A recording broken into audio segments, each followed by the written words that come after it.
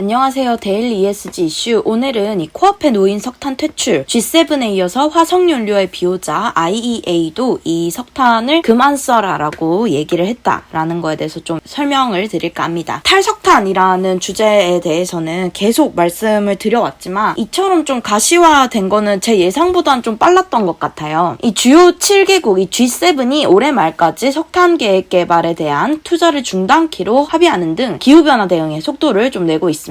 어떻게 된 거냐면요. 기후환경장관회의라는 걸 하고 공동성명을 통해서 이 탄소 저감 장치를 갖추지 않은 석탄화력 발전에는 이제 투자 중단한다라고 보도했습니다. 이런 결정 없이는 이제 1.5도 제한이 어려울 거다라는 설명인데요. 구체적으로 올해 말까지 석탄화력의 공적 개발 원조 그리고 수출, 금융, 투자를 포함한 신규 국가 직접 지원을 완전히 중단하기 위한 구체적인 조치를 취한다는 입장입니다. 아마 지금은 G7이지만 앞으로 OECD로 좀 확대가 되지 않을까라는 얘기를 했어요. 제가 어제 소개해드린 한미 정상회담에서 OECD와 관련한 논의를 하겠다라고 바이든이 말했잖아요. 요 석탄에 대한 얘기들을 점차 좀 늘려나가지 않을까라고 생각됩니다. 이번 공동성명 발표는 이 국제에너지기구가 발표한 2050년까지 이산화탄소를 비롯한 온실가스 배출량을 줄이기 위한 노력을 가속화하고 탄소 포집 장치가 있지 않은 석탄 화력 발전에 대해서는 공적 금융을 중단하라라는 얘기를 좀 따른 것으로 볼 수 있겠습니다. 이번 투자 중단 합의에는 미온적인 태도를 보이던 일본도 좀 동참을 했는데요. 일본의 경우 석탄이 전체 발전 연료의 3분의 1 차지할 정도로 비중이 높고 일본의 석탄 지원금은 G7 국가 전체의 66억 달러, 절반을 넘습니다. 다만 이 일본은 저번에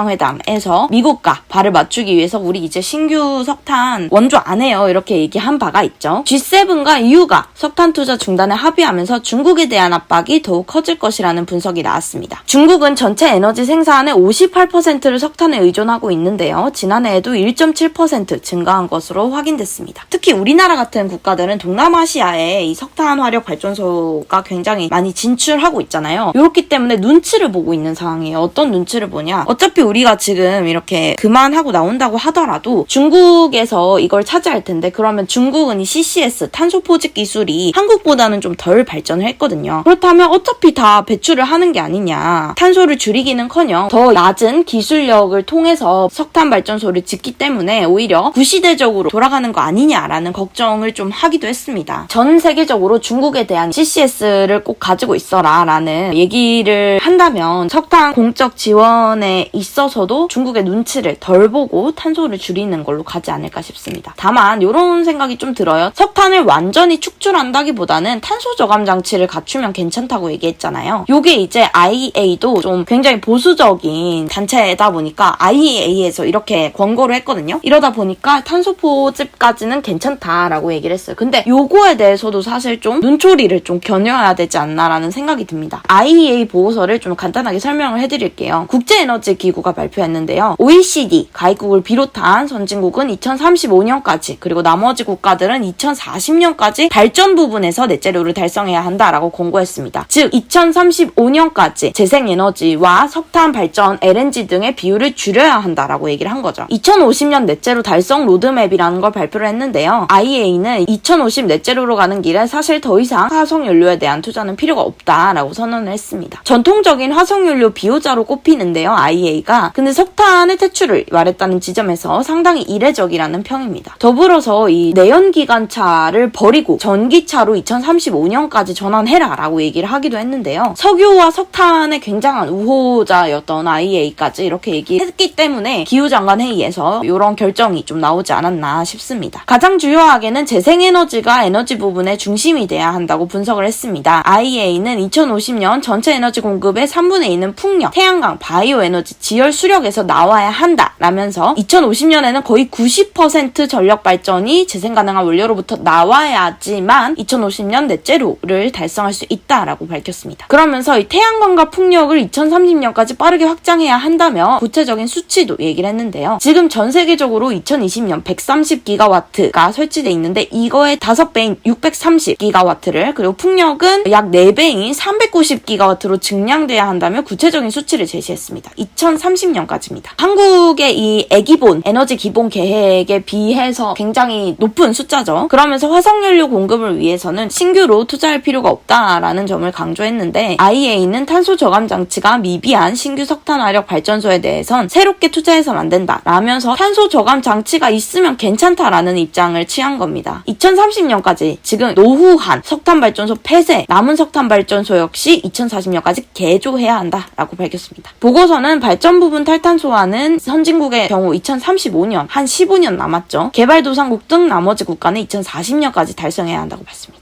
되게 시간이 얼마 안 남았네요. 다만 이 IPCC 1.5도 보고서의 주 저자는 2050년 넷째로 개발 도달 경로를 상당 부분 바이오 에너지와 CCS 탄소 포집 기술에 기대고 있다고 지적하기도 했습니다. 이게 무슨 말이냐면요. 지금 이 바이오 에너지와 탄소 포집 기술이 있으면 석탄을 이렇게 해도 된다라고 얘기를 했는데 궁극적인 넷째로는 결국 탄소 배출량이 제로가 되어야 한다는 거거든요. 여기에서 탄소 포집 기술을 강화하면 뭐가 되냐? 우리 배출을 하긴 하지만 그거 우리가 다 포집할 수 있으니 궁극적인 넷째로 탄소 배출을 경감을 하는 것에 있어서는 포커스가 조금 어긋날 수도 있다. 기술 개발에 초점을 맞추다 보면 정작 저감해야 할 탄소 배출을 진짜 획기적으로 줄이는 기술 대신 탄소를 배출 허용하고 그거를 잡자라는 인식이 퍼질 수 있다라는 걸 얘기한 겁니다. 더불어서 이 IEA가 권고한 바이오매스나 중간 과정인 이 LNG에 대해서는 또 크게 언급을 하지 않았어요. 근데 사실 이 LNG나 바이오매스가 EU의 이 텍소노미에서는 굉장히 문제가 되고 있거든요. 왜냐? 이 LNG 같은 경우도 어쨌든 화석 연료긴 하고 한국에서 2019년 석탄 발전소를 가동을 중단하고 LNG 발전소를 늘렸는데 거기서 보면 탄소 배출이 막 줄어든 건 아니에요. 오히려 증가를 했어요. LNG도 결국 뭐예요? 배출을 할 수밖에 없다라는 거죠. 어쨌든 탄소를 배출하게 하는 이런 연료에 대해서 허용사항을 둔다면 오히려 감축이라는 정말 궁극적인 우리가 추구해야 될 목표가 좀 어긋날 수 있다. 감축으로 가는 경로는 다양할 수 있습니다만 감축의 궁극적인 의미는 탄소를 정말 적게 배출하는 거에 초점이 맞춰져야 한다라는 게 흐려질 수 있다라는 걸 얘기하지 않았나 싶습니다. 사실 이 IEA가 우호적이라고 얘기를 하긴 했지만 이번에 이런 선언들은 어느 정도 보면 좀 보수적인 선언인 것 같아요. 그럼에도 불구하고 IEA 같은 이런 전통적인 애들까지도 이제 석탄을 쓰지 마라 라고 얘기를 한 점에서 석탄에 대한 논의가 지금 진행이 돼야 되지 않나 싶습니다. 피포즈에서도 이 석탄 특별 세션이 있어요. 요거에 대해서도 또 데일리로 전해드리도록 할게요.